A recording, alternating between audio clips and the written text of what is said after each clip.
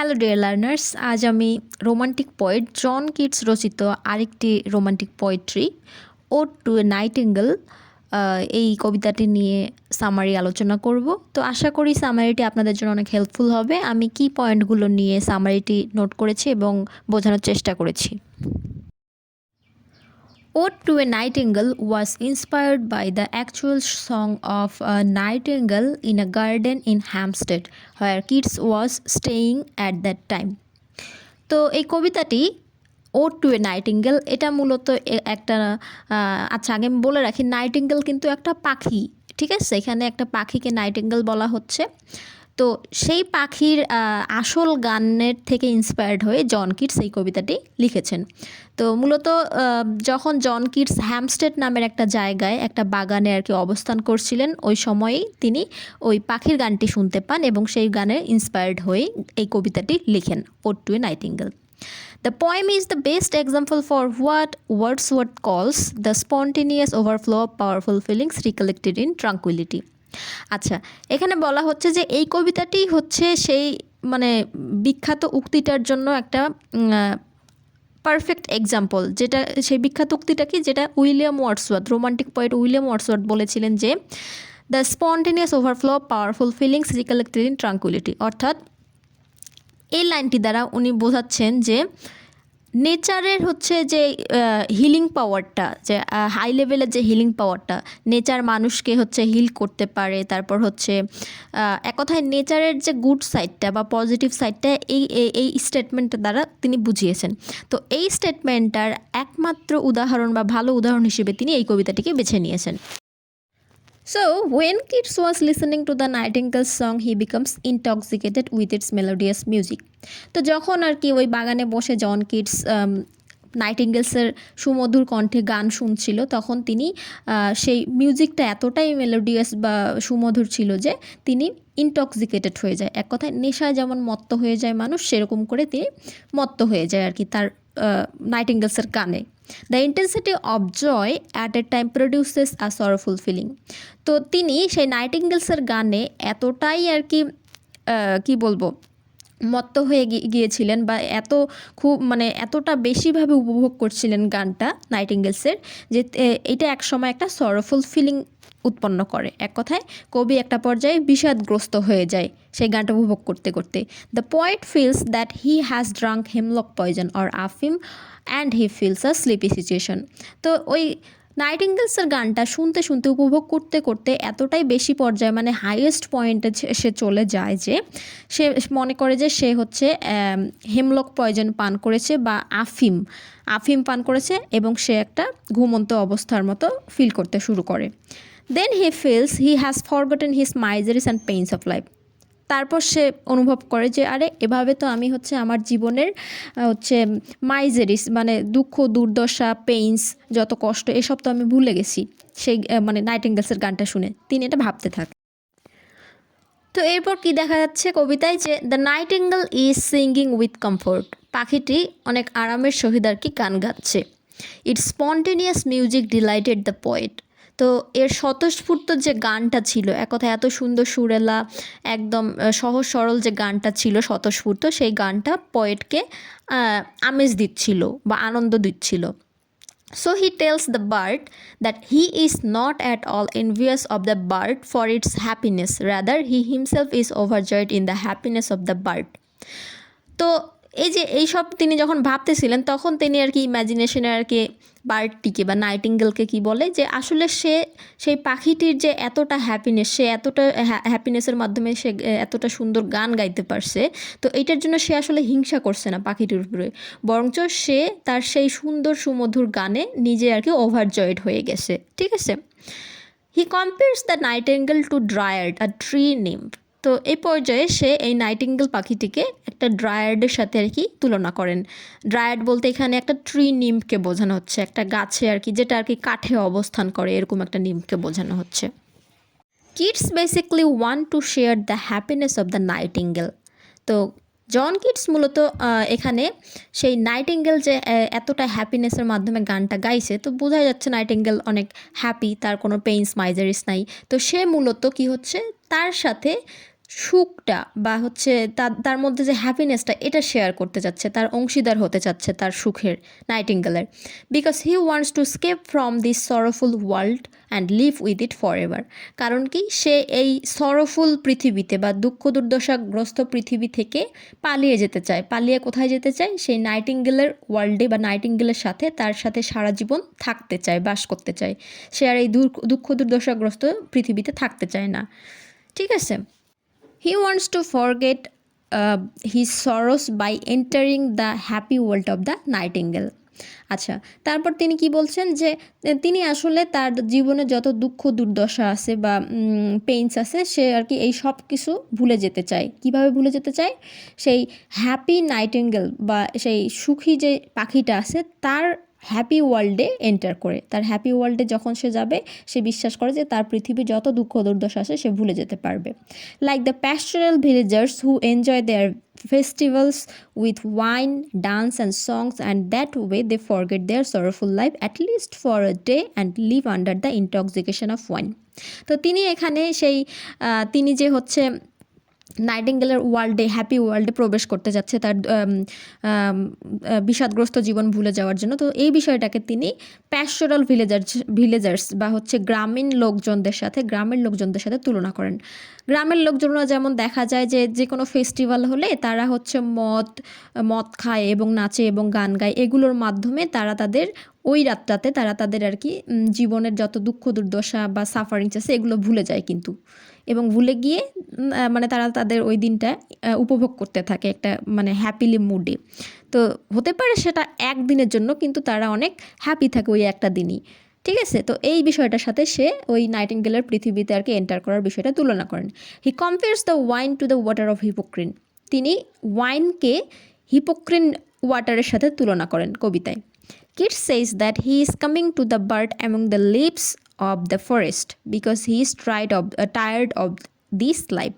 তারপর কিটস কি বলেন পরের স্ট্যান্জায়, যে তিনি হচ্ছে এমন একটা পরিস্থিতি কল্পনা করেন যে তিনি সেই নাইটিঙ্গেল পাখিটির কাছে আসছেন বনের মধ্যকার পাতার ভেতর দিয়ে আর কি, বনের ভিতরে যে গাছের পাতাগুলো থাকে না সেগুলোর ভিতর দিয়ে তিনি নাইটিঙ্গেলের কাছে আসছেন। কারণ তিনি এই মাইজেরি বা পেইনযুক্ত লাইফ নিয়ে সে ক্লান্ত হয়ে পড়েছে। ঠিক আছে? তো এরপরে দেখা যায় তিনি বলতেছেন যে সেই লাইফটা থেকে তিনি বেরিয়ে আসতে চান, যেই লাইফটা যে where there is no love and happiness, there is only sorrow, disease, pains and sufferings. তো সেই লাইফটা থেকে বেরিয়ে আসতে চাচ্ছেন যেই লাইফে কোনো ভালোবাসা নেই, কোনো সুখ নেই, হ্যাপিনেস নেই, যেখানে শুধু আছে দুঃখ, রোগ, কষ্ট এবং সাফারিংস বা ভোগান্তি। ঠিক আছে? Today's youth becomes patient and dies next day. বর্তমানে তরুণরা রোগী হয়ে যায় এবং পরের দিনই মারা যায়, এরকম একটা পরিস্থিতি মানে সৃষ্টি হয়ে গেছে পৃথিবীতে। Youth and beauty don't last long here. আচ্ছা, সজীবতা বা তরুণ বা সৌন্দর্যতা এখানে বেশি দিন টিকে থাকে না এই পৃথিবীতে, তিনি এভাবে বলেন।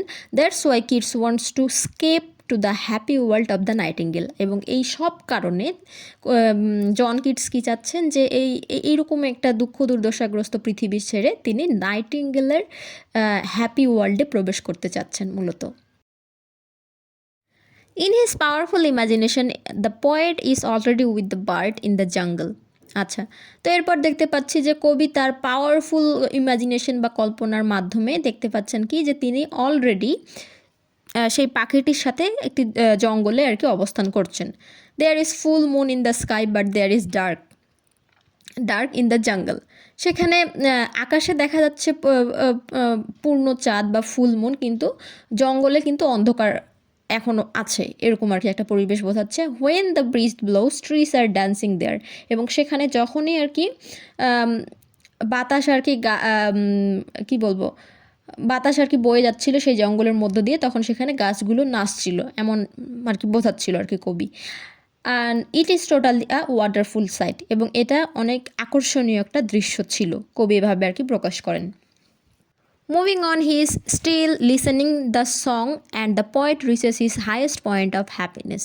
তারপরে কি দেখতে পাচ্ছি যে কবি এখন অবধি হচ্ছে সেই পাখিটির গান শুনতেই আসে এবং শুনতে শুনতে এবং উপভোগ করতে করতে সে সেই উপভোগ করার চূড়ান্ত পর্যায়ে পৌঁছে যায়, এক কথায় হাইয়েস্ট পয়েন্টে পৌঁছে যায় হ্যাপিনেসের, মানে সে অতিরিক্তভাবে আর কি কি বলবো ওভারজয়েড হয়ে গেছে। And in this happy moment he six for death, এবং এই ওভারজয়েড বা এই হ্যাপি মোমেন্টটাতে সে যে এতটা হ্যাপি ফিল করতেছে, কোনো দুঃখ দুর্দশা সে ফিল করতে পারতেছে না, তার মুখে হাসি আসতেছে, সে শুধু সবখানে আর কি হ্যাপিনেস দেখতে পাচ্ছে, এই মোমেন্টটাতে সে ডেথ বা মৃত্যু চাচ্ছে। সিক ফর ডেথ অর্থাৎ মৃত্যু চাওয়া আর কি, সে চাচ্ছে এই মুহূর্তে যেন তার মৃত্যু হয়। হি says that it is the best time for him to die because he can die in happiness while enjoying the music of the bird.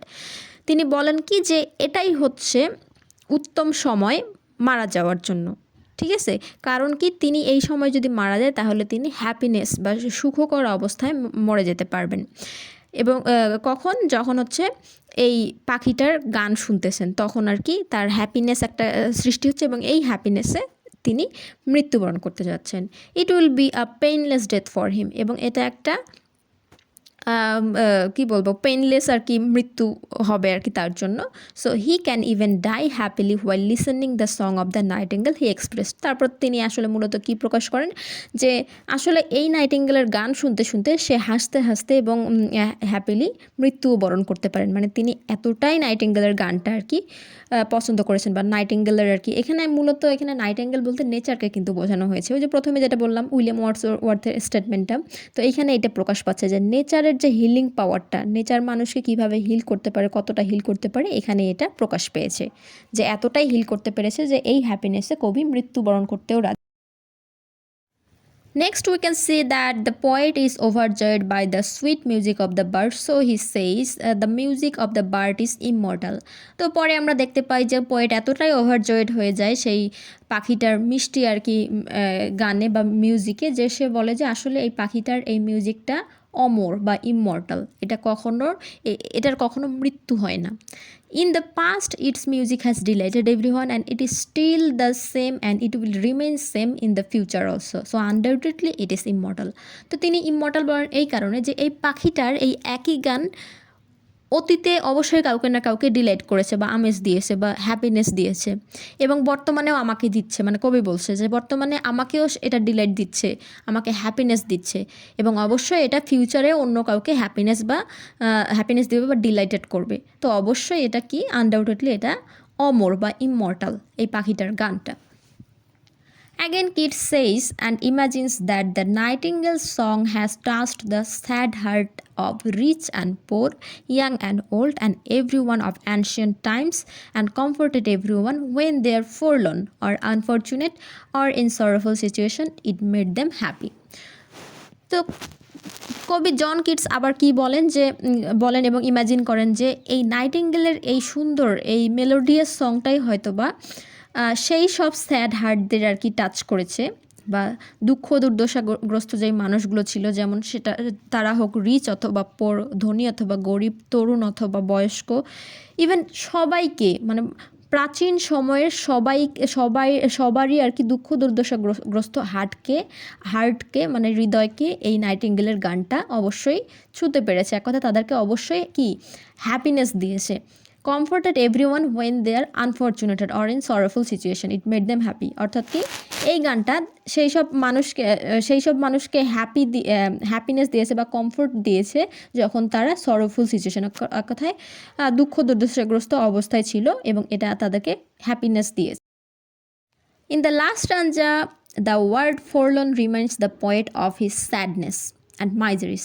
তো এই যে লাস্ট আনজার আগে তিনি যে ফোরলন কথাটা ইউজ করলেন কবি, তো এই ফোরলন কথাটার মাধ্যমে কবি তার স্যাডনেস এবং মাইজারিস, দুঃখ দুর্দশাগ্রস্ত জীবনের কথা মনে করেন, তার মানে আবার মনে পড়ে ফোরলন কথাটার মাধ্যমে যে হ্যাঁ ইন রিয়েলিটি সে তো হচ্ছে তার লাইফে তো স্যাডনেস আর মাইজারিসে পরিপূর্ণ, তখন তার এটা মনে পড়ে। He comes back to reality then, তারপর তিনি আবার রিয়েলিটিতে বা বাস্তবতায় ফিরে আসেন। এতক্ষণ তো তিনি এগুলো ইমাজিন করতেছিলেন, তো তারপর তিনি রিয়েলিটিতে ফিরে আসেন। The word makes him realise of his actual state in this real world. তো তো এই ওয়ার্ডটা ফোরলন ওয়ার্ডটাই মূলত তার আসল পরিস্থিতি বা অবস্থা এই পৃথিবীতে কেমন সেটা মনে করিয়ে দেয়। এক কথায় তার পরিস্থিতি কেমন, সে স্যাডনেস অবস্থায় আছে, মাইজেরিস লাইফ নিয়ে আসে, এরকম আর কি মনে করিয়ে দেয়। Then he bids farewell to the bird, তারপর তিনি সেই পাখিটিকে বিদায় জানান। He realises that the imagination can't keep him in an illusion for long. তিনি বুঝতে পারেন যে ইমাজিনেশন বা কল্পনা একজন মানুষকে অনেক বেশি সময়ের জন্য ইলিউশন বা হচ্ছে কি বলবো অলিক চিন্তাভাবনা, এক কথায় কল্পনার জগতে বেশিক্ষণ বা কল্পনার জগতে মানুষ যে হ্যাপি হয় এই হ্যাপিনেসটা বেশিক্ষণ আর কি হ্যাপিনেসে বেশিক্ষণ রাখতে পারে না, ঠিক আছে। He can remain in such happy world for a short time. সে এরকম আর কি হ্যাপি পৃথিবী সুখকর পৃথিবীতে খুবই স্বল্প সময়ের জন্য অবস্থান করতে পারেন, এটা দীর্ঘস্থায়ী না। By bidding it farewell he again gets depressed. তো যখন তিনি হচ্ছে পাখিটিকে বিদায় জানালেন তারপর তিনি কি করলেন, আবারও ডিপ্রেসড হয়ে গেলেন, বিষণ্ণ মনের আর কি হয়ে গেলেন। তার জীবনে আবার যে হচ্ছে স্যাডনেস মাইজারিস আছে এগুলো নিয়ে তিনি আবার ডিপ্রেসড হয়ে গেলেন। In the concluding lines the poet is confused completely. তো শেষের লাইনগুলোতে আমরা কি দেখতে পাচ্ছি যে কবি কনফিউজড হয়ে গেছে পুরোপুরিভাবে, that if the voice is of the bird was real or if he was dreaming it. তিনি কী নিয়ে কনফিউশনে ছিলেন যে আসলে কি এই পাখিটার ভয়েসটা, আমি যে গানটা নিয়ে যে এত প্রশংসা করলাম, এত আমি ওভারজয়েড হলাম তার গানে, এত হ্যাপিনেস পাইলাম, তো এটা কি আসলেই কি এর ভয়েসটা কি এটা কি রিয়েল ছিল নাকি সে শুধুমাত্র স্বপ্নই দেখতেছিল বা ইমাজিন করতেছিল, এটা নিয়ে কনফিউশনে থাকেন। And with this confusion the poem ends, এবং এই কনফিউশন নিয়ে কবিতাটা শেষ হয়ে যায়। তো এই ছিল আমার ওড টু এ নাইটিঙ্গেল কবিতা জন কিটসের। তো আশা করি অনেক ইজিলি আমি বোঝাতে পেরেছি। আর এই কবিতাটার মূল কথা এটাই যে নেচার যেমন মানুষকে হিল করতে পারে তেমন এখানে নাইটিঙ্গেলকে আর কি সেই নেচারের সাথে সিম্বলাইজ করা হয়েছে, যে পাখির গান কতটা আর কি কবিকে আর কি এখানে হিল করেছে। কবি যদিও স্যাডনেস এবং আর কি মাইজারিস নিয়েছিল, কিন্তু যখনই পাখিটার গানে তিনি আর কি ওভারজয়েড হয়ে গেলেন বা হ্যাপিনেস পেতে শুরু করলেন, তখন তিনি এতটাই ওভারজয়েড হলেন যে তিনি মৃত্যুকেও বরণ করতে আর কি রাজি ছিলেন। তো অবশ্যই ভিডিওটি ভালো লাগলে সাবস্ক্রাইব করবেন আমার চ্যানেলটি, শেয়ার করবেন, ভিডিওগুলো দেখবেন। Thank you.